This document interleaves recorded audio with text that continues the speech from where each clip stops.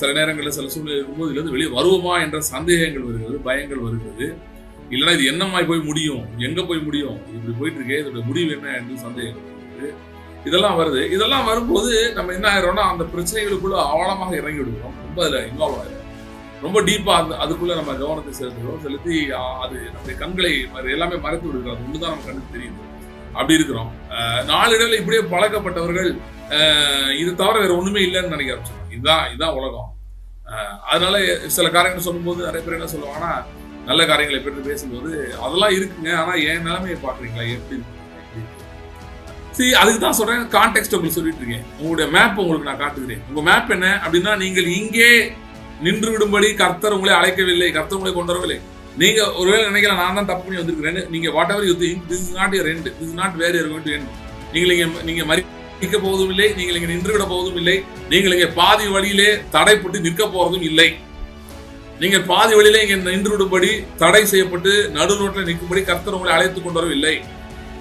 நீங்க தவறே செய்திருக்கலாம், உங்க மேல மிஸ்டேக் இருக்கலாம், இருந்தாலும் நான் உன்னை விட்டு விலகுவதும் இல்லை, உன்னை கைவிடுவதும் இல்லை என்று சொன்ன கர்த்தர் உங்களோடு இருக்கிறார். சரி, நிறைய பேர் கர்த்தர் தேடுறது என்னன்னே உங்களுக்கு புரியல. நிறைய பேர் நினைக்கிறாங்க கர்த்தர் தேடுறதுன்னா அந்த ஏதாவது செஞ்சிட மாட்டீங்களா அப்படின்னு ஒரு டெஸ்பரேட்டா அழுகிறது தான் கர்த்தரை தேடுறது. சரி, வேற எவன்டோ போய் கேட்கறது கர்த்தரை தேடுறது தப்பு இல்லை, நல்லது. அப்படி தேடுறது தப்பு இல்லை. ஆனா கர்த்தரை தேடுறதுன்னா அது இல்லை. கர்த்தரை தேடுறதுன்னா அவர் நம்மோடு இருக்கிறார் என்கிற அந்த உணர்வை, அந்த அறிவை பெற்றுக் கொள்வது. பைபிள் எடுத்து உட்கார்ந்து ஆண்டவரே நீர் என்னோடு இருக்கிறீர் என்பது, கர்த்தாவே நீர் என்னோடு இருக்கிறீர் என்பது எப்படி? இது ஒரு மாதிரியா இருக்கு, ஒன்னும் புரியல, இந்த பாதையினால் புரிந்து கொள்ள முடியவில்லை. நான் வாக்குமானோட தேசத்துக்கு தான் போயிட்டு இருக்கேன். அதை தான் நான் விசுவாசிக்கிறேன், அதை தான் அறிக்கை செய்யறேன். இந்த வருஷம் நம்ம வாக்கு இழந்ததை திருப்பிக் கொள்வோம், சத்துரை கொள்ளையிடும், அதான் வாக்குதான் அன்று, அதை தான் நான் நம்புறேன். ஆனா அப்படி இல்லையே, என்னமோ மாதிரி நடந்துட்டு இருக்கேன், என்னெல்லாமோ நடக்கிற மாதிரி இருக்கு. இப்போ தாவீது சொல்றான், நான் வானத்துக்கு ஏறினாலும் அங்கே இருக்கு, அது எனக்கு புரியுது. நான் பாதாளத்தில் படுக்கை போட்டாலும் நீர் அங்கேயும் இருக்கிறீர். நிறைய பேர் நரகத்தை சொல்றாங்க. நரகம் இல்லை, அவங்க என்ன சொல்றாங்க, என் லைஃப் வானத்துக்கு உயர்ற மாதிரி இருந்தாலும் நீர் என்னோடு இருக்கிறீர். நான் பாதாளத்துக்கு போன மாதிரி என் லைஃப் மாறினாலும் அங்கேயும் நீர் இருக்கிறீர். ஒரு நாள் பேலஸ்ல தூங்குறீங்க, அடுத்த நாள் எப்ராயிம் காட்டுல தூங்குறான். ஏன்? அப்சலோம் மிரட்டுது. அந்த காட்டுல சொல்றான், God, you are my glory, the lifter of my நீர் என் மகிமை, என் கேடகம், தலையை உயர்த்துகிறவர். எங்க? காட்டிலையும் உயர்த்துகிறவர், காட்டிலையும் உயர்த்துகிறவர், பாலச உயர்த்துறவரு. ஆனா காடு மாதிரி இருக்கா, அங்கேயும் உயர்த்துகிறவர் அவர் தான். ஒரே தேவன். இந்த தேவன் என்றென்றும் உள்ள சதா காலங்கள் நம்முடைய தேவன். மரண பரிதம் நடத்துவார்.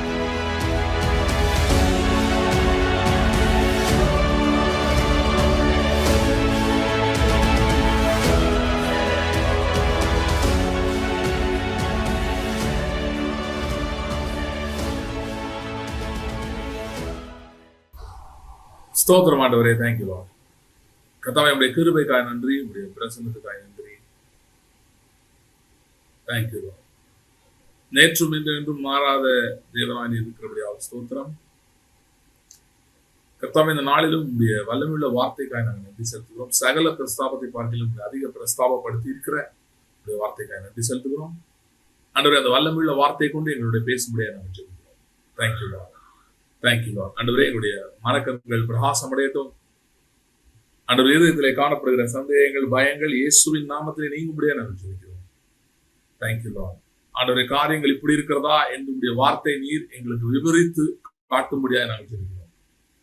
ஆண்டவரே, எங்களுடைய ஒவ்வொரு சூழ்நிலையிலும், ஒவ்வொரு பாதையிலும், ஒவ்வொரு சவாலுக்கும் ஏற்ற வார்த்தை உங்களுடைய சமூகத்திலிருந்து பிரசனத்திலிருந்து பொறுப்படும்படியாக ஜெபிக்கிறோம்.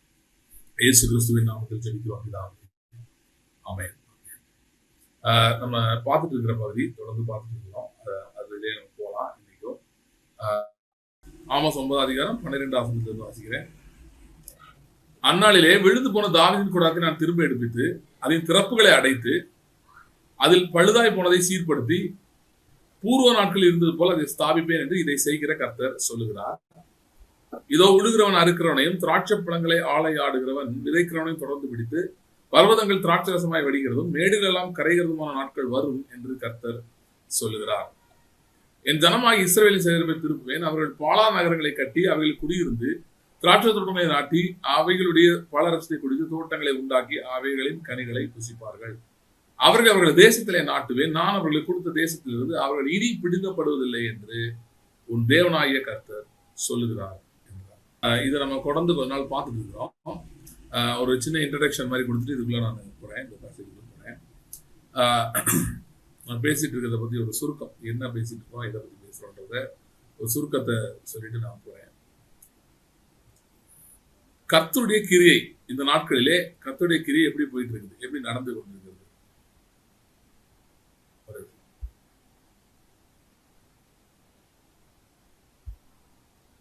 கர்த்தருடைய கிரியை இந்த நாட்களிலே எப்படி நடந்து கொண்டிருக்கிறது, இல்லைன்னா கர்த்தருடைய கிரியை என்ன, இந்த நாட்களில் கர்த்தர் என்ன செய்ய விரும்புகிறார் என்பதை பற்றி நாம் பார்த்து கொண்டிருக்கிறோம்.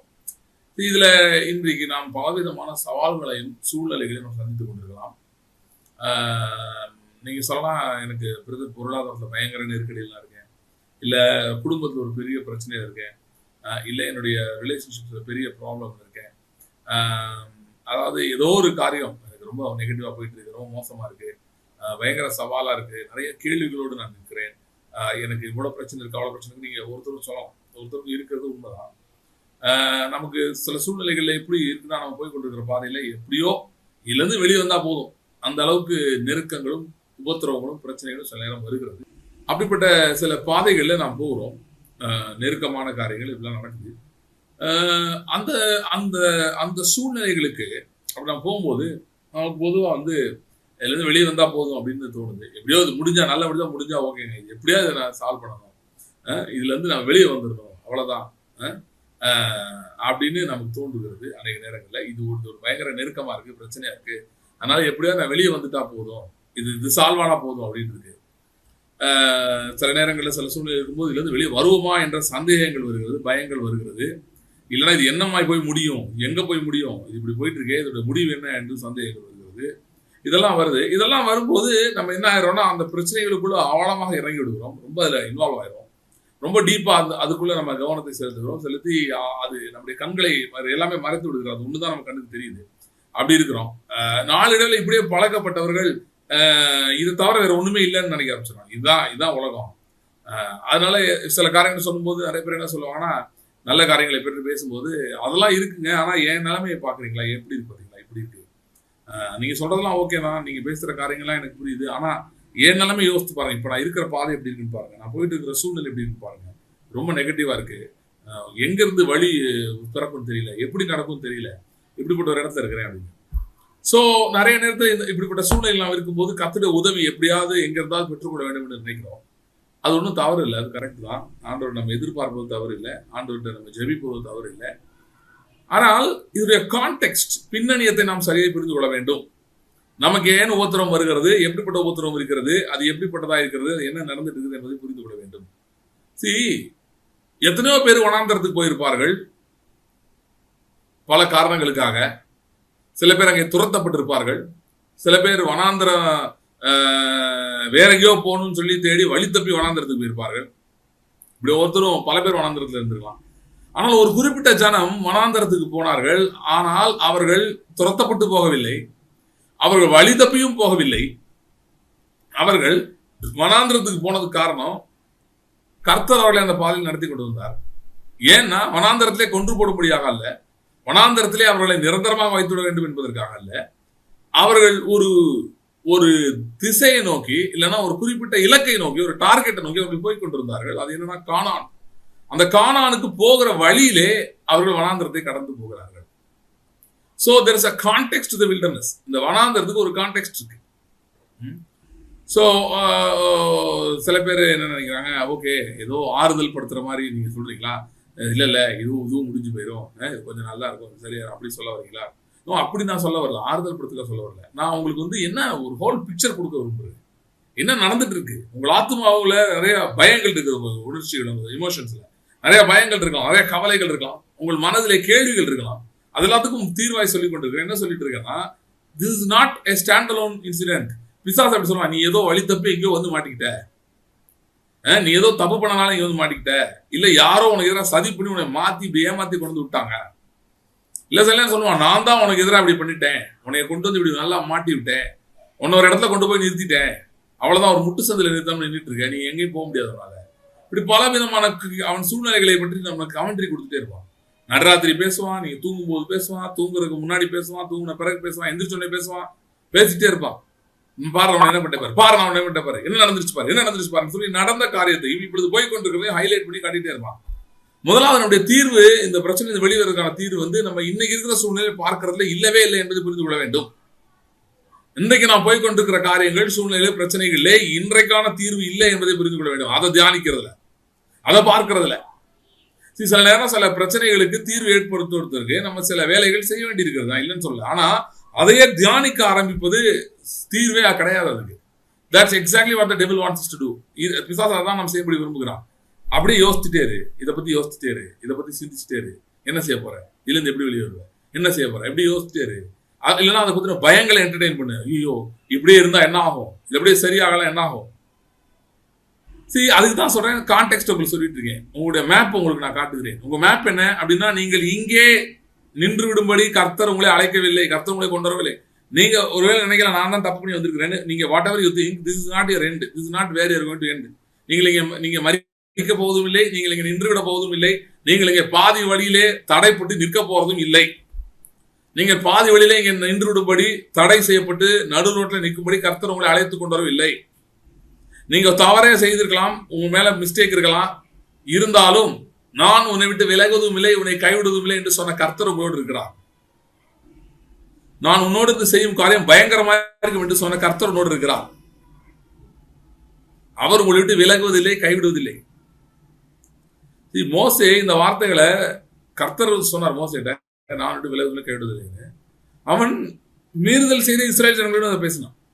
அவர் உன்னை கைவிட மாட்டார், உன்னை விட்டு விலகவும் மாட்டார் என்று சொன்னாங்க. அவங்க எல்லாமே பெர்ஃபெக்டா இருந்தவங்க கிடையாது, அவங்க நிறைய தப்பு செய்தவர்கள். அவங்கள பார்த்து சொன்னார், அவருடைய பிள்ளைகளை பார்த்து சொன்னார். ஸோ ஒருவேளை நீங்க நினைச்சாலும் நான் ஏதோ என்னோட தவறுனால இங்க வந்துட்டேன் அப்படின்னு சொன்னாலும், நீங்கள் முதலாவது பார்க்க வேண்டியது உங்களோடு இருக்கிற கர்த்தரை நீங்கள் பார்க்க வேண்டும். கர்த்தர் உங்களோடு இருக்கிறார். நம்ம ஏன் முதல் பகுதி படிச்சோம், அதுல இருந்தானே இதுக்கு வந்தேன். ஆமோஸ் 9 என்னன்னா, அதுல சொல்லப்பட்ட வார்த்தைகளை கவனிங்கள். விழுந்து போன தாவீதின் கூடாரத்தை எடுப்பிக்கிறவர், பாழாய போனதை சீர்படுத்துகிறவர், திராட்சை தோட்டங்களை நாட்டி அவைகளின் கனிகளை புசிப்பீர்கள் என்று சொல்லுகிறவர், அதற்கு தான் நம்மை அழைத்துக் கொண்டு போகிறார். அதாவது அந்த ஆமோஸ் 9 அதிகாரம், அந்த அதிகாரம் வந்து தீர்க்கதரிசன புஸ்தகம். இஸ்ரவேல் ஜனங்கள் வழி விலகி போய்விட்டார்கள், தேவனை விட்டு முற்றிலுமாய் வழி விலகி அவர்கள் தேவனை விட்டே விலகி போய் அவர்கள் தங்கள் தேசத்திலிருந்து பிடுங்கப்பட்டு வேற தேசத்துல நாட்டப்பட்டார்கள். பாபிலோனிலும் அசிரியா தேசத்திலும் அவங்க துரத்தப்பட்டார்கள். அங்கே போய் உட்கார்ந்துருக்காங்க. அங்க உட்கார்ந்து இருக்கும் போது தீர்க்க தரிசனமாய் சொல்லப்பட்ட பகுதிகள் தான் ஆமோஸ் போன்ற பகுதிகள். சோ அதுல கர்த்தர் என்ன பிராமிஸ் பண்றாருன்னா, மறுபடியும் நான் கொண்டு வருவேன் என்று சொல்லுகிறார். சரியா? சோ அதுல ஆழமான அர்த்தம் இருக்குது. அவர் மறுபடியும் கொண்டு வருவேன் என்று சொல்வது வந்து வெறுமனே ஏதோ அந்த இஸ்ரவேல் ஜனங்கள் திரும்ப அவங்க தேசத்துக்கு போவாங்க என்பதை பற்றி சொல்லவில்லை. தாவீதின் கூடாரத்தை எடுப்பேன் என்று சொல்லுகிறார். தாவீதின் கூடாரம் போன மீட்டிங்ல போன வீடியோ பார்த்தீங்கன்னா உங்களுக்கு தெரியும்.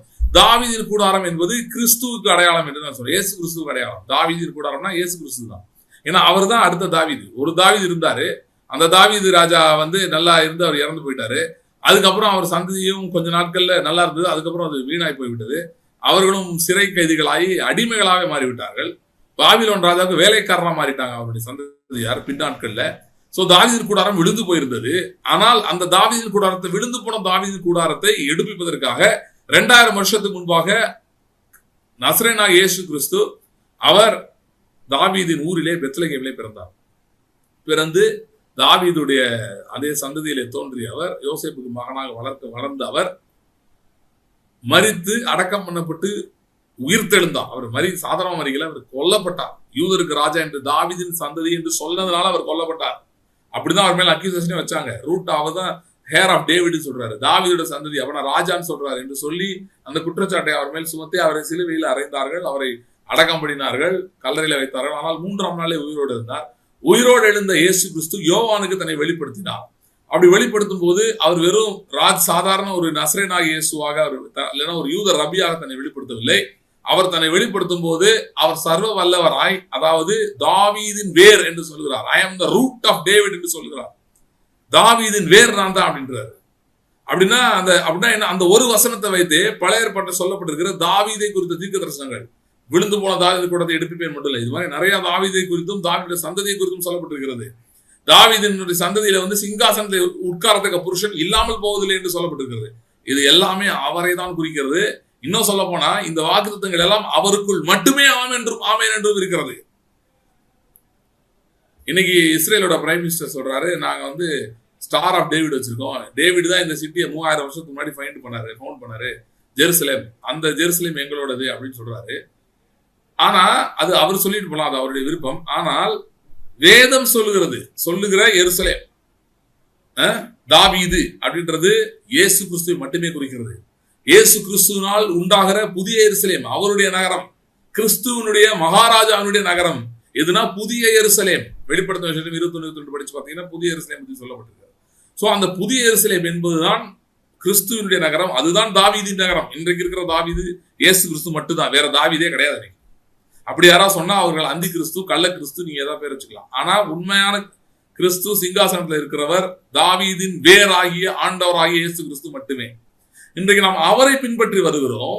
அவர் கொடுக்கிற நல்ல தேசம், அதற்காக நம்ம போயிட்டு இருக்கோம். யாராவது பக்கத்துல இருந்தாங்கன்னா சொல்லுங்க, இன்னைக்கு நீங்க எந்த தேசத்துல இருக்கீங்கன்னு தெரியாது, ஆனா கர்த்தர் உங்களை நல்ல தேசத்துக்கு அழைத்து செல்கிறார். நல்ல தேசத்துக்கு அழைத்து செல்கிறார். Is taking you to good land. உடனே நீங்க ஒருவேளை நினைச்சுக்கலாம், இது யாரோ வெளிநாடு போறவங்களுக்கு தீர்க்கதரிசனம் சொல்றாரு போறேன்னு. இல்ல, இன்னைக்கு உங்க வாழ்க்கை எப்படி இருக்கு? நல்லா இருக்கா? நல்லா இல்லையா? கவலைப்படாதீங்க. நீங்கள் இங்கே இருக்க போவதில்லை. நீங்கள் இங்கேயே மரிக்கும்படி கர்த்தர் கொண்டு வரவில்லை. யூஸ்வலா பாருங்க, பிசாசு என்ன சொல்றாங்க, அதுக்கு ஆப்போசிட்டா இருக்கதா மோஸ்ட்லி கர்த்தர் சொல்றது. அது கொஞ்சம் ஈஸி. அந்த வனாந்தரத்திலே இஸ்ரேல் ஜனங்கள் முறுமுறுக்க ஆரம்பித்தார்கள். அவங்க சொன்னாங்க, இந்த வனாந்தரத்தில் இந்த ஜனங்களை கொன்று போடும்படி கர்த்தர் இங்கே கொண்டு வந்தார். அவங்களுக்கு மைண்டுக்கு அவ்வளவுதான் புரிஞ்சுது, அதுக்கு மேல பார்க்க முடியல. ஏன்னா அவங்க இருக்கிற சூழ்நிலைகளை பாக்குறாங்க, ரொம்ப மோசமா இருக்கேன்னு சொல்லிட்டு என்ன சொல்றாங்க, இந்த வனாந்தரத்திலே கொன்று போடும்படி கர்த்தர் எங்களை கொண்டு வந்தார், இவர்களை கொண்டு வந்தார்ன்றாங்க. ஆனா அதுக்கு அப்படியே ஆப்போசிட் தான் கர்த்தரோட சித்தம். அப்படின்னா எப்படி சைட்டை அப்படி மாத்தி சொல்லலாம், இந்த வனாந்தரத்திலே கொன்று போடும்படி கர்த்தர் கொண்டு வரவில்லை. வனாந்தரமா இருக்கு. வனாந்தரமா எனக்கு ஒண்ணுமே நடக்க மாட்டேங்குது. அதுதான் வனாந்தரம். நான் என்னதான் ஜோமனாலும் பலி வர மாதிரி தெரியல, நான் எவ்வளவு முயற்சி எடுக்கிறேன், அதுக்கு ஃப்ரூட்ஸ் இந்த மாதிரி தெரியல, எல்லாம் தடைப்பட்ட மாதிரி இருக்கு. கான்டெக்ட்னா இது உங்க பெர்மனன்ட் இடம் இல்லை, நீங்கள் இன்னொரு தேசத்தை நோக்கி போய் கொண்டிருக்கிறீர்கள். மலையாளத்து ஒரு அழகான பழைய பாட்டு பாடுவாங்க, சில பேர் தெரியும் நினைக்கிறேன். அக்கறைக்கு யாத்திரை செய்யும் சியோன் சஞ்சாரி, ஓலங்கள் கண்டு நீ பயப்படேண்டா. தெரியுமா? பழைய பாட்டு. அப்படின்னு அர்த்தம் அக்கறைக்கு. அக்கறைன்னா தமிழ்ல அதே அர்த்தம் தான். அக்கறைக்கு யாத்திரை பயணம் செய்யும் சியோன் சஞ்சாரி. சியோன் சஞ்சாரினா தாவீதின் நகரமாகிய சியோன். நம்முடைய தாவீதின் நகரம் என்ன? ஆண்டவராகிய இயேசு கிறிஸ்துவின் புதிய எருசலேம். அந்த நகரத்தை நோக்கி பிரயாணம் செய்கிற சியோன் பயணியே, சியோனை நோக்கி பயணிக்கிற விசுவாசியே, இன்றைக்கு நடக்கிற பயமுறுத்துகிற காரியங்களை கண்டு பயப்படாதே. நீ உன்னை பயமுறுத்துகிற சூழ்நிலையை கண்டு பயப்படாதே.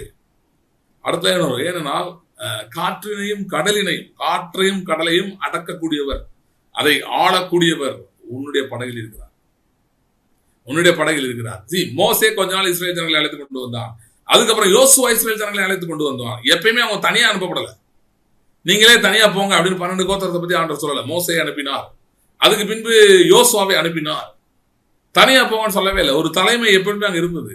இன்றைக்கு நம்முடைய யோசுவா ஆண்டவராய் இயேசு கிறிஸ்து, இல்ல நம்முடைய தாவீது ஆண்டவராய் இயேசு கிறிஸ்து, அவர் நம்மோடு இருக்கிறார். பக்கத்துல யாரா இருந்தா சொல்லிக்கோங்க, இல்ல யாருமே இல்லை உங்களையே சொல்லிக்கோங்க, நான் தனியாக இல்லை, என்னுடைய ராஜாவாகிய கிறிஸ்து என்னோடு வருகிறார். என்னோட இன்னைக்கு நடந்து வராரு, இன்னைக்கு வராரு.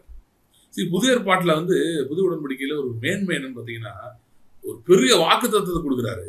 அது மட்டும் இல்ல, அந்த வாக்கு தத்துவத்தை நிறைவேற்றுவதற்கு நான் உன்னோடு வருகிறேன் என்று சொல்லுகிறார், நான் உன்னோடு இருக்கிறேன் என்று சொல்லுகிறார்.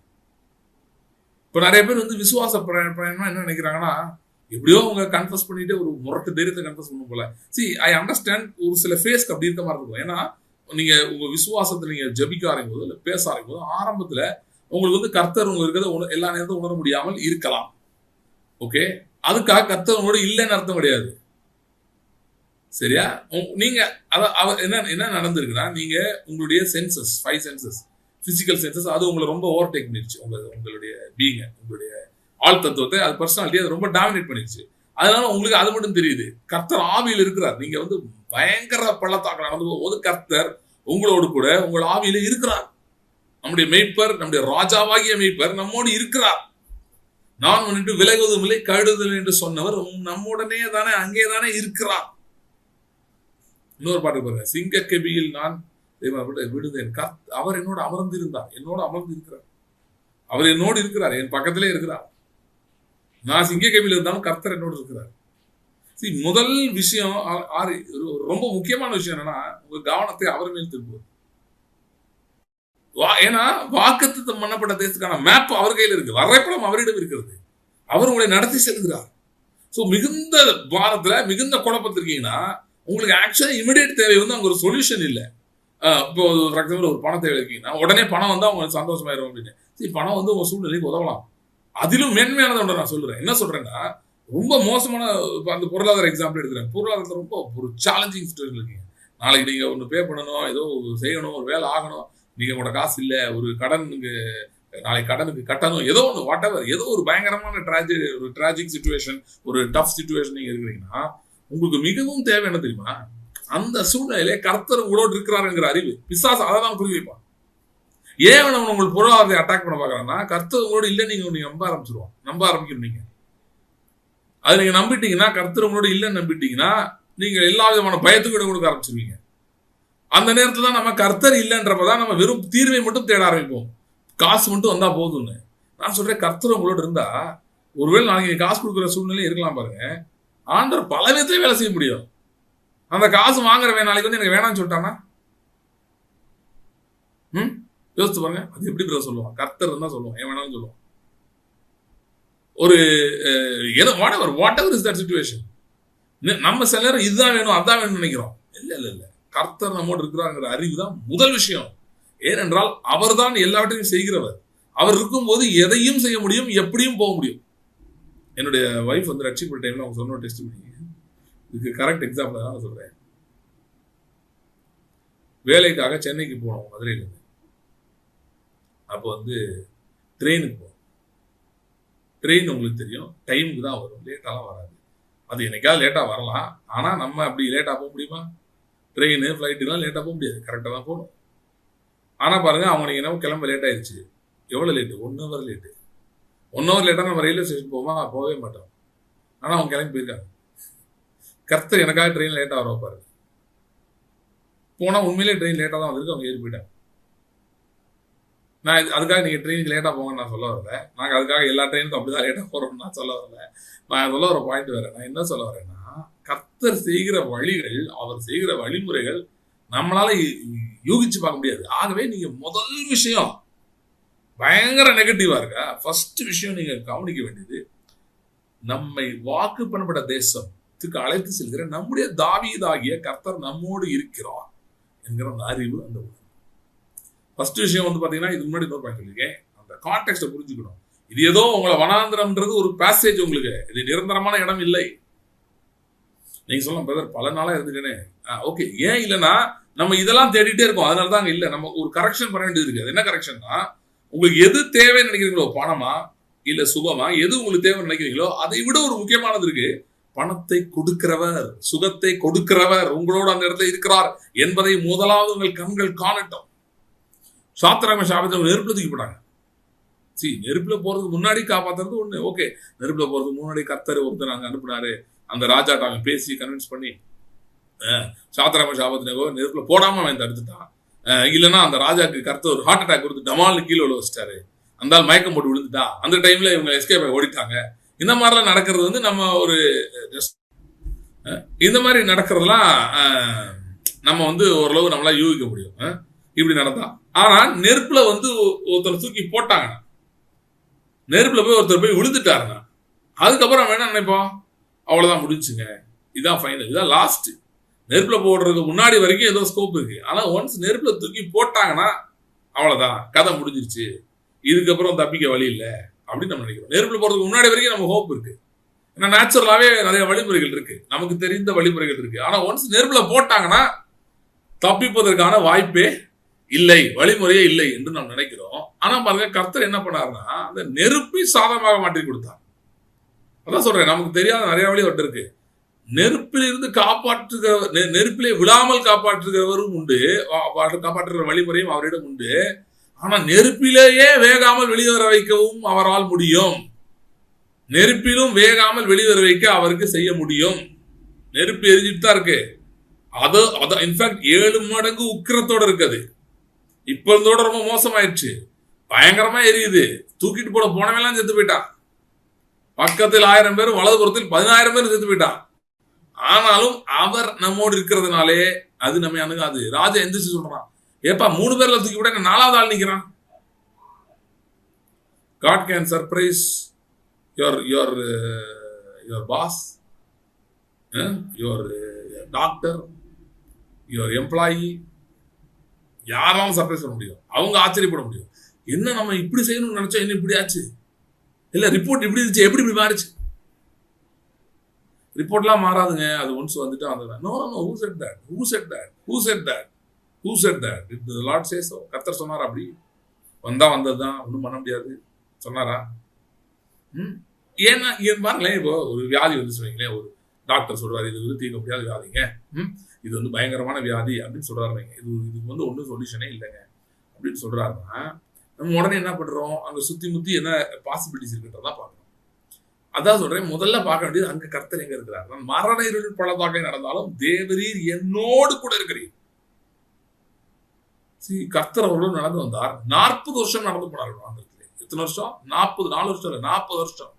கர்த்தர் சொல்லுகிறார், இந்த 40 வருஷம் உன்னுடைய கால் வீங்கவில்லை, உன்னுடைய செருப்பு பழமையாகவும் இல்லை.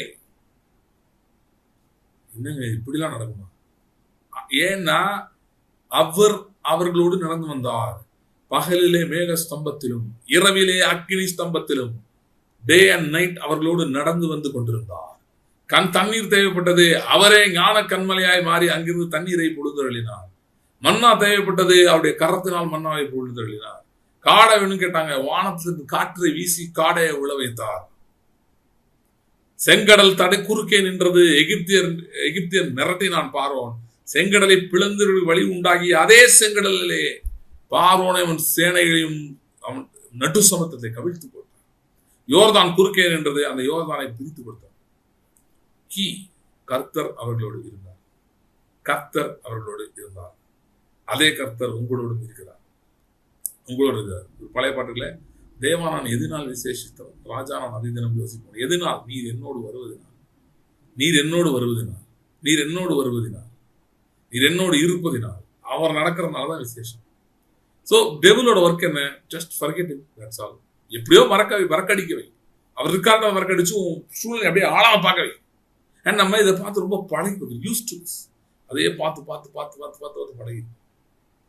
கர்த்தர் என்ன பண்ணுவோம்னா, ஆண்டவர் ஏதாவது செஞ்சிட மாட்டாரா சரி, நிறைய பேர் கர்த்தர் தேடுறது என்னன்னே அவங்களுக்கு புரியல. நிறைய பேர் நினைக்கிறாங்க கர்த்தர் தேடுறது என்ன, ஆண்டவரே ஏதாவது செஞ்சிட மாட்டீங்களா அப்படின்னு ஒரு டெஸ்பரேட்டா அழுகிறது தான் கர்த்தரை தேடுறதுன்னு நினைக்கிறாங்க. வேற எவன்டோ போய் கேட்கறது கர்த்தரை தேடுறது தப்பு இல்லை, நல்லது, அப்படி தேடுறது தப்பு இல்லை. ஆனா கர்த்தரை தேடுறதுனா அது இல்லை. கர்த்தரை தேடுறதுனா அவர் நம்மோடு இருக்கிறார் என்கிற அந்த உணர்வை, அந்த அறிவை பெற்றுக்கொள்வது. பைபிள் எடுத்து உட்கார்ந்து ஜெபம், ஆண்டவரே நீர் என்னோடு இருக்கிறீர் என்பதை முதலாவது எனக்கு புரிய வைங்க. கர்த்தாவே நீர் என்னோடு இருக்கிறீர் என்பதை எனக்கு புரிய வைங்க. இது ஒரு மாதிரியா இருக்கு, ஒன்றும் புரியல, இந்த பாதையினால் புரிந்து கொள்ள முடியவில்லை. நான் வாக்குமானோட தேசத்துக்கு தான் போயிட்டு இருக்கேன், அதை தான் நான் விசுவாசிக்கிறேன், அதை தான் அறிக்கை செய்யறேன். இந்த வருஷம் நம்ம வாக்கு என்ன, இழந்ததை திருப்பிக் கொள்வோம், சத்துரை கொள்ளையிடும், அதான் வாக்குதான். ஆண்டவரே அதை தான் நான் நம்புறேன். ஆனா அப்படி இல்லையே, என்னமோ மாதிரி நடந்துட்டு இருக்கேன், என்னெல்லாமோ நடக்கிற மாதிரி இருக்கு. என் பையன் சில நேரம் இந்த லேப்டாப்ல எதையாவது அவனுக்கு சாப்பிடும்போது வீடியோ தான் போடுவோம், அப்பதான் சாப்பிடுவான். ஏதாவது இந்த கார்ட்டூன் ஏதாவது போட்டுவிடுவோம். சில பேர் தப்புன்றாங்க, ஒரு சில நேரம் ஒன்றும் பண்ண முடியல, அதனால போட்டு விடுவான். சாப்பிடும்போது மட்டும் தான் போடுவான் மோஸ்ட்லி. அப்ப என்னன்னா, எதையாவது தெரியாம அமுக்கி விட்டுருவான். அமுக்கி விட்டுட்டு என்னமோ பண்ணிட்டேன்னு கூப்பிட்டு, என்னமோ பண்ணிட்டேன் அப்படின்னா, சொல்ல தெரியாது, ஏதாவது ஸ்பேஸ் பாரோ இல்லை அந்த விண்டோஸ் கீ ஏதாவது அமுக்கி ஏதாவது வந்துடுவான். அதான் என்னமோ பண்ணிட்டேன் அப்படின்னா, அப்படி போய் அவனுக்கு சரி பண்ணி கொடுக்கணும். அது மாதிரி நம்ம சில நேரம் சில சூழ்நிலை பார்த்தா என்னமோ நடந்த மாதிரி இருக்கு, என்னமோ நடந்துட்டு இருக்காண்டவர், என்னமோ போயிட்டு இருக்கு. ஏன்னா நான் ஒரு விஷயத்துக்கு ஜெபம் பண்றேனே, அதை யாருமே மதிக்கிற மாதிரியே தெரியலையே, அதுக்கான முள்ளு கொஞ்சம் கூட நகர மாட்டேங்கிறாண்டவர், அப்படியே இந்தத்தே இருக்கிறே அப்படின்னா சில நேரம் சில காரியங்கள் தோணலாம். ஓகே, முதலாவது கர்த்தர் உங்களோடு இருக்கிறார் என்பதை புரிந்து கொள்ள ஆரம்பிங்க. சில நேரங்களில் பார்த்தீங்கன்னா கர்த்தர் பல விதங்களை வேலை பார்க்கிறார். அது ஒரு விதம் என்னன்னு பார்த்தீங்கன்னா, சில நேரங்களிலே அவர் எதுவுமே சொல்லாமலே செய்யாரு. அவருடைய பிரசன்னத்தை நீ உணரும் போதே செய்யாரு. அதாவது நீங்க ஏங்க இந்த மாதிரி எடுத்துக்கொண்டு போறாரு, கர்த்தருடைய பிரசனத்தை எந்த இடத்திலும் நீங்கள் உணர முடியும் என்பதை உங்களுக்கு போதிக்க விரும்புகிறார். நான் தாவீது சொல்றான், நான் வானத்துக்கு ஏறினாலும் அங்கே இருக்கிறேன், அது எனக்கு புரியுது. நான் பாதாளத்தில் படுக்கை போட்டாலும் நீர் அங்கேயும் இருக்கிறீர். நிறைய பேர் நரகத்தை சொல்றாங்க. நரகம் இல்லை, அவங்க என்ன சொல்றாங்கன்னா, என் லைஃப் வானத்துக்கு உயர்ற மாதிரி இருந்தாலும் நீர் என்னோடு இருக்கிறீர் ஆண்டவரே. நான் பாதாளத்துக்கு போன மாதிரி என் லைஃப் மாறினாலும் அங்கேயே நீர் இருக்கிறீர். ஒரு நாள் பேலஸ்ல தூக்கிட்டு இருக்கான், அடுத்த நாள் எப்ராயிம் காட்டுல தூங்குறான். ஏன்? அப்சலோம் விரட்டிட்டு வந்துட்டான். அந்த காட்டுல சொல்றான், Lord you are my glory and the lifter of my head, நீர் என் மகிமையும் என் கேடகமும் என் தலையை உயர்த்துகிறவர். எங்க? காட்டிலையும் உயர்த்துகிறவர், காட்டிலையும் உயர்த்துகிறவர், பேலஸ்ல உயர்த்துறவர். ஆனா காடு மாதிரி இருக்கா, அங்கேயும் உயர்த்துகிறவர் அவர் தான். ஒரே தேவன். இந்த தேவன் என்றென்றும் உள்ள சதா காலங்கள் நம்முடைய தேவன். மரண பரிந்து நம்மை நடத்துவார் என்று சொல்லப்பட்டிருக்கிறது. நம்மோடு இருந்து நம்மை நடத்த வல்லவராயிருக்கிறார். ஸோ விழுந்து போன தாவீது கூடாரத்தை எடுப்பிக்கிற வேலையை செஞ்சுதான் இருக்காரு. நம்ம வாக்கு பண்ணப்பட்ட தேசத்தை நடத்தி கொண்டு போயிட்டு தான் இருக்காரு. இன்னைக்கு உங்க ஏதோ இடத்துல இருக்கிறீங்கன்றதுனால, இப்படிப்பட்ட பாதைகளை போயிட்டு இருக்கீங்கன்றதுனால, இல்ல கொஞ்சம் நாட்களா போயிட்டு இருக்கீங்கன்றதுனாலயோ, இப்படி எதுவாக இருந்தாலும் சரி, தேவனுடைய திட்டமும் நோக்கமும் மாறவில்லை. அதே நோக்கம் தான், அதே திட்டம் தான். அந்த அதே நோக்கத்துக்குள்ள, அதே திட்டத்துக்குள்ள இன்றைக்கு ஒரு சிறிய ஒரு ரிமைண்டர் கர்த்தர் கொடுக்க விரும்புகிறார். அதுல நான் உன்னோடு இருக்கிறேன், நான் உன்னோடு இருக்கிறேன், நான் உன்னோடு இருக்கிறேன். யோசுவாட்ட கர்த்தர் சொன்னார், நீ பலம் கொண்டு திடமனதாயிரு, நீ போகும் இடமெல்லாம் உன் தேவனாகிய கர்த்தர் உன்னோடு இருக்கிறார். நீ பலம் கொண்டு திடமனதாயிரு, நீ போகும் இடமெல்லாம் உன் தேவனாகிய கர்த்தர் உன்னோடு இருக்கிறார். ஆகான் ஒரு தப்பு பண்ணி என்டையர் கேம்பே பிரச்சனைகளை கொண்டு போய் அவர்கள் ஒரு பெரிய தோல்வியை சந்திக்க முடியாது. யோசுவா அழுகுறான், ஆண்டவரே என்ன ஆண்டவரே நீ, ஏன்னா இவங்களை பொறுத்த என்ன தப்பு செய்ய இவங்களுக்கே தெரியல, ஏன் நினைச்சுனே தெரியல. அந்த பாயிண்ட்ல ஆண்டவரே நாங்க எதுவுமே செய்யல, நீங்க சொன்னதானே ஃபாலோ பண்ணிட்டு வந்தோம், நீங்க தானே உள்ள போக சொன்னீங்க, நீங்க தானே யோர்தானை கடந்து கூட்டு வந்தீங்க, நீங்க தானே இது பண்ணீங்க, நாங்களா வந்தோம் ஆண்டவரே, நீங்க தானே கூட்டு வந்தீங்க, என்ன எப்படி ஆச்சு, ஏன் எப்படி ஆச்சு? அப்பயும் பாருங்க, கர்த்தருடைய பிரசனம் மாறவே இல்லை. அப்படியே பேசுறாரு யோசுவாட்ட என்ன பிரச்சனைன்றதை எடுத்து காட்டுறாரு. ஒரு பிரச்சனை ஆயிடுச்சுப்பா, புரிஞ்சுக்கோ. இன்னும் நல்லா கவனிச்சு பார்த்தீங்கன்னா, அந்த ஆகான் பிரச்சனைக்கு ஒரு வகையில காரணமே யோசுவா தான். ஏன்னா ஆண்டவர் எதுவும் சொல்லவே இல்லை, நீங்க போய் இதெல்லாம் இருக்கக்கூடாதுலாம் சொல்லலை. இவன் தான் சொல்றான், அவன் ஒரு வைராக்கியத்தை சொல்லிட்டான், இதெல்லாம் கர்த்தருக்குரியது இங்க. ஏன்னா அவங்களோட ஃபர்ஸ்ட் எரிகோ தான் ஒரு மேஜர் சிட்டி. அவங்க யோசுவா தலைமையில, மோசே தலைமையில 2-3 ஊர்களை மேற்கொண்டார்கள். ஆனா இது யோசுவா தலைமையில ஃபர்ஸ்ட் ஒரு பேட்டில் நடக்குது, வெரி ஃபர்ஸ்ட் பேட்டில் யோசுவோட லீடர்ஷிப்ல. ஸோ ஃபர்ஸ்ட் திங்கா ஃபர்ஸ்ட் ரூட்டா கர்த்தர் கொடுக்கணும்னு அவன் அதோட பொருத்தனை செய்யறான். அதில் அவன் சொல்லிட்டான், எதையும் எடுத்துக்காதீங்க, யாரும் எதுவும் எடுத்துக்காதீங்க, எல்லாம் கர்த்தருக்குரியதுன்னு சொல்லிட்டான். கர்த்தருக்குரியன்னு சொன்னதை ஒருத்தர் மீறி எடுத்து யோசுவா தான் சொல்றான், எடுத்த சாபத்தை தான். ஸோ எடுத்து சாப்பிட்டு சொல்ல விட்டுறாருப்பா, நீ தான் உன்னை சொன்ன, உன் வார்த்தையை நான் கவனிக்கணும், நான் மதிக்கணும், உன் வார்த்தையை நான் மதிப்பு கொடுத்து அதை லாவா நான் கன்சிடர் பண்ணணும். ஏன்னா நான் உன்னை சொல்லிட்டேன், நீ தான் உன்னை உயர்த்தவே, நீ தான் பெரிய ஆள் நான் சொல்லிட்டேன், உன் வார்த்தைக்கு ரொம்ப முக்கியத்துவம் கொடுக்குறேன், உன் வார்த்தையை நான் கனப்படுத்துறேன், உன் வார்த்தையின்படிதான் நடக்குது எல்லாம். ஆனாலும் இங்க உங்க ஆள் சொதப்பிட்டேன், எனக்கு புரியுது, உனக்கு தெரியாம அது நடந்துருச்சு, நான் உனக்கு உதவி செய்கிறேன் என்று கர்த்தர் ஆலோசனை கொடுக்குறாரு. கர்த்தர் ஒரு ஆலோசனை கொடுக்குறவங்க என்ன செய்யணும்னு சொல்றாரு, எப்படி செய்யணும்னு சொல்றாரு, எப்படி அந்த யுத்தத்தை செய்ய வேண்டும். வாய்ப்பட்டவங்க அவங்க தோத்துட்டாங்க, பயத்துல இருக்காங்க, அவங்க ஒரு ஆலோசனை கொடுக்குறாரு, பதிவிடை வை, இப்படி செய் அப்படி செய் அப்படின்னு சொல்லிட்டு ஆளுக்கு முந்திட்டு சொல்லிட்டாரு. அவரே சொல்லிட்டாரு, தயவுசெய்து இந்த ஊர்ல ஏதோ பொருத்தனை நீ பண்ணிடாத, நீ அவனைய பத்தி எனக்கு தெரியும், நீ நல்லா பொருத்தப்படுவ, கூட இருக்க திருட்டு பயில அவனும் எந்த பண்ணிடுவானுங்கன்னு சொல்லிட்டு நீங்களே எடுத்துக்கோங்கட்டாரு. கோல்டு எல்லாத்தையும் நீங்களே எடுத்துக்கோங்க, ஒரு வம்பே வேணாம், நான் இவன் ஏதாவது சொல்லுவான் நல்ல இடத்துல, நீங்க போய் ஏதாவது பண்ணுவீங்க, அப்புறம் திரும்ப பிரச்சனையாகும், அதனால வேணாம் எடுத்துக்க மாட்டார்.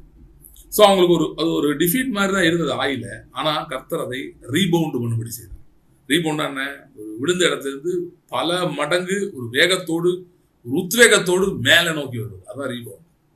கீழே விழுகிற மாதிரி போயிட்டு அப்படியே மேலே எழும்புறது. கர்த்தர் அதை உங்க வாழ்க்கையில செய்ய வைக்க முடியும். ஸோ அவர் உங்களோடு இருக்கிறார் என்பதை மறந்து போக வேண்டாம். திட்டங்கள் மாறவில்லை, தேவனுடைய நோக்கங்கள் மாறவில்லை, வாக்கு தத்தமும் மாறவில்லை. இந்த வருஷம் இழந்ததை திருப்பி கொடுக்கிற வருஷம் தான். ஓகே, சத்ருவை கொள்ளையிடுகிற வருஷம் தான். சத்தமா சொல்லுங்க, பிசாசு கேட்கிற மாதிரி சொல்லுங்க, கூப்பிட்டு சொல்லுங்க. சரி, பிசாசு இப்படி அப்படி போயிடுவான், நம்ம தான் அவனை டார்ச்சர் பண்ணணும். எப்படிங்க நம்ம எப்படி பண்றது? வாய் இருக்க வரைக்கும் பண்ண முடியும். வாய் இருக்கா? எத்தனை பேருக்கு வாய் இருக்கு? பண்ண முடியும். எப்படி வாய் டார்ச்சர் பண்றது? என்ன நடந்தாலும் கர்த்தர் என்னோடு இருக்கிறார் என்று அறிக்கை செய்யுங்க, கர்த்தருடைய வார்த்தை பேசுங்க. அவர் என்னோடு இருக்கிறார் அப்படின்னு கூப்பிட்டு சத்தம் உட்கார பிசாசு உட்காரச்சு, நீங்களே அவன் என்ன வர்றது, நீங்களே கூப்பிட்டு நல்லா அவனை ஒரு இரிட்டேட் பண்ணி அனுப்பிவிட்டு அவன் நாளை பின்ன வந்து பக்கமே வரக்கூடாது, அப்படி ஆக்கிவிட்டு ஏதாவது தப்பி தவறி கூட நாளைக்கு உங்க வீட்டுக்கு ஏதாவது உபத்திரத்தை அனுப்பலாம் நான் நினைக்கவே கூடாது, அந்த மாதிரி பண்ணி விட்டுருக்கோம். கர்த்தர் என்னோடு இருக்கிறார், இழந்ததை திருப்பிக் கொள்வேன், சத்துருவை கொள்ளையிடுவேன். இழந்ததை திருப்பிக் கொள்வேன், சத்துருவை கொள்ளையிடுவேன். இழந்ததை ஒன்று விடாமல் நான் திருப்பிக் கொள்வேன். உங்களுக்கு விசுவாசம் படி கர்த்தர் செய்வார். எதெல்லாம் இழந்தேன்னு நினைக்கிறீங்களோ சகலத்தையும் திருப்பி கொண்டு செய்வார். பொருளாதாரத்திலோ, குடும்பத்திலோ, சுகத்திலோ, பிள்ளையோட வாழ்க்கையிலோ, ஊழியத்திலோ, ஆத்துமாக்களா என்ன வருது இருப்பது, எதை இழந்தீர்களோ இழந்ததை திருப்பிக் கொள்வீர்கள், சத்துருவை கொள்ளையிடுவீர்கள். ஜெபிக்கலாம். ஸ்தோத்திரம் கர்த்தாவே. Thank you Lord. Thank you Lord. Hallelujah. Hallelujah. Horabam tarigara hantore brekando. Rembra kadara handore bekento rombro kadara handoro bro kadara. Hallelujah. Hallelujah. Hallelujah. Thank you Lord. Thank you Lord. Hallelujah. Hallelujah. Thank you Lord. Thank you Lord. Hallelujah. Hallelujah. Hallelujah. Hallelujah. Hallelujah. Hallelujah. Thank you Lord. பகலில் மேகம் ஸ்தம்பமாய், ராத்திரியில் அக்னி தூண்களாய். பகலில் மேக ஸ்தம்பமாய், ராத்திரியில் அக்னி தூண்களாய். தாக ஜாலத்துக்காய் பிளந்தார் பாறையும், ஜீவ மன்னா பட்சணமாய். தந்தை யெகோவாவை வாழ்த்திடுவோம், கனிவின் கரங்கள் தினம் வழி நடத்தும் நம் ஜீவிய காலமட்டும். கனிவின் கரங்கள் தினம் வழி நடத்தும் நம் ஜீவிய காலமட்டும். பயம் வேண்டாம் இனி கர்த்தர் துணையாயுண்டு, புவி யாத்திரை கடந்திடுவோம். பயம் வேண்டாம் இனி கர்த்தர் துணையாயுண்டு, புவி யாத்திரை கடந்திடுவோம். கனிவின் கரங்கள் தினம் வழி நடத்தும் நம் ஜீவிய காலமட்டும். கனிவின் கரங்கள் தினம் வழி நடத்தும் நம் ஜீவிய காலமட்டும். Thank you Lord. கர்த்தாவே, இந்த நாளிலும் நீர் இருக்கிறீர் என்கிற உணர்வு, உங்களுடைய பிரசனத்தின் உணர்வை ஒவ்வொருவரும் பெற்றுக் கொள்வார்களாக. Thank you Lord. அவருடைய வார்த்தை அவன் எடுத்து தியானிக்கும் போது, இரத்தத்தை தியானிக்கும் போது அவருடைய இருதயத்திலே ஒரு உறுதி உண்டாவதாக. கர்த்தர் என்னோடு இருக்கிறார், கர்த்தர் என்னோடு இருக்கிறார், அவர் என்னை விட்டு விலகுவதும் இல்லை கைவிடுவதும் இல்லை, அவர் என்னை விட்டு விலகுவதும் இல்லை கைவிடுவதும் இல்லை என்கிற உணர்வு ஆழமாக இருதயத்தை பதிந்து போக முடியாது நான் சொல்லிக்கிறேன். Thank you Lord. இவருடைய இரவுகளை கடந்து வெளியே வருவார்களாக. சாத்ராக், மேஷாக், ஆபேத்நேகோ அக்கினியின் நடுவில் இருந்து வெளியே நடந்து வரும்போது அக்கினியின் வாசனை கூட இல்லை என்ற வார்த்தையின்படியே இன்றைக்கு எரிந்து கொண்டிருக்கிற எல்லா விதமான அக்கினியும், பொருளாதார பிரச்சனை இருந்தாலும் சரி, சரீர சுகமா இருந்தாலும் சரி, எந்த ஏரியால பாதிக்கப்பட்டிருந்தாலும் சரி, ஊழியத்துல பிரச்சனை இருந்தாலும் சரி, ஆண்டவரே இவருடைய குடும்பத்திலே வேறு விதமான பிரச்சனைகள், வேலை ஸ்தலத்தில் இருக்க பிரச்சனைகள் என்னவா இருந்தாலும் சரி, இந்த அக்னி நடுவிலிருந்து இயேசுவின் நாமத்திலே ஒரு அக்னியின் வாசனை கூட இல்லாமல் வெளிவரும்படியா இயேசுவின் நாமத்தில் நான் கட்டளையிட்டு சொல்லிக்கிறேன். Thank you Lord. Thank you Lord. காரியங்களை ஒப்புக் கொடுக்கிறோம். தொடர்ந்து வழி நடத்தும் பெரிய காரியங்கள் செய்யும், தொடர்ந்து வழி நடத்தும் பெரிய காரியங்கள் செய்யும். ஆசீர்வதிங்க. இயேசு கிறிஸ்துவின் நாமத்தில் ஜெபிக்கிறோம் பிதாவே. தேங்க்யூ. God bless you. தொடர்ந்து ஜெபித்துக் கொடுங்க. நான் சொன்ன மாதிரி வாக்கு தத்தங்களை விடாதீங்க. கர்த்தர் சொன்னதை செய்வார். மறுபடியும் அதை சொல்லுங்க. வார்த்தையிலே வல்லமை இருக்கிறது. நீங்க உணராட்டியும் அதில் வல்லமை இருக்கு. தொடர்ந்து பேசுங்கள். கர்த்தர் ஜெயத்தை நோக்கி உங்களை நடத்துவார். தேங்க்யூ. God bless you.